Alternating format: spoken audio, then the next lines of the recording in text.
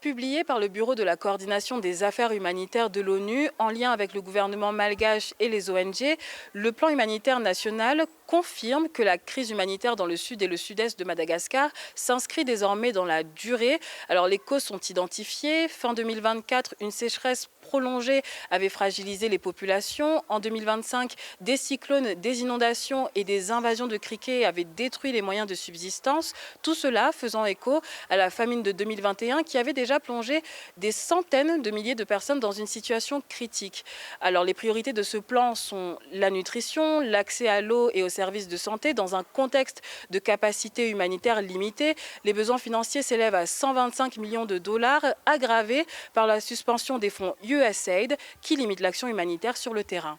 La résultante sur le terrain, par exemple pour une ONG comme Action contre la faim, c'est moins d'interventions, moins de cliniques mobiles sur le terrain, moins de prise en charge dans les hôpitaux, dans les centres de santé, moins de transferts monétaires en assistance alimentaire pour les populations et donc une situation de vulnérabilité accrue pour ces personnes affectées.